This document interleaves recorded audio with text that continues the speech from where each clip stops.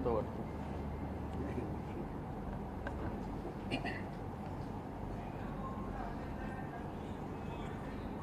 ఊర్లల్లో ప్రజలు చెరపకురా చెడదవు అంటారు.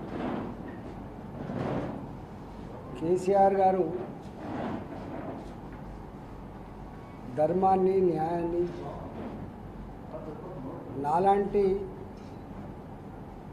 ప్రజలతో మమేకమైన వ్యక్తిని చెరిపే ప్రయత్నం చేసింది. ఇవాళ చివరికి తానే చెడిపోయే పరిస్థితికి వచ్చింది. ఇంగ్లీష్లో చదువుకుంటప్పుడు ఎప్పుడు క్యారెక్టర్ యొక్క గొప్పతనం చెప్తూ ఉంటాం. Wealth is lost, nothing is lost. Health is lost, something is lost, but character is lost, everything is lost.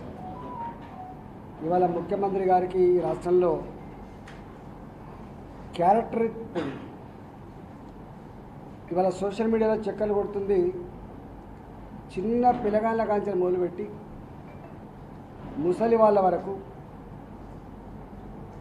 చదువుకున్న విద్యార్థులు, యువకులు, మేధావులకైతే ఎట్లాగుంది, రాజకీయ వ్యవస్థకి ఎట్లాగుంది. కానీ కేసీఆర్ గారి నోటితో ఏ మాట వచ్చినా నమ్మని పరిస్థితి దాపరించింది. స్వయంగా కేసీఆర్ గారి మీటింగ్లో వారు మాట్లాడుతుండగానే మహిళలు ముచ్చట పెట్టుకుంటాను. ఇవన్నీ చెప్పేటి బక్వాస్ తప్ప, ఇవన్నీ అబద్ధాలు తప్ప, ఇవి ఆచరణలో అమలు కావు అని చెప్పి మహిళలు మాట్లాడుకున్నటువంటి ఆ వీడియో వైరల్ అవుతా ఉంది. వారు ఎంత పెద్ద మేధావులైనా, అనుభవం కలిగిన వారైనా, ప్రజాప్రతినిధిగా పనిచేసిన వారైనా కూడా కనీసం తన పట్ల ప్రజలు ఏమనుకుంటున్నారో తెలుసుకునేటువంటి అక్కర ఉంటుంది. మంత్రులు చెప్తే నెగిటివ్గా ఫీల్ అవుతాడు, ఎంపీలు చెప్పినా, ఎమ్మెల్యేలు చెప్పినా, దగ్గర వాళ్ళు చెప్పినా పట్టించుకోరు. కనీసం చరిత్రలో రాజుల కాలంలో కానీ, చక్రవర్తుల కాలంలో కానీ వాళ్ళకు ప్రజల్ని కలిసేటువంటి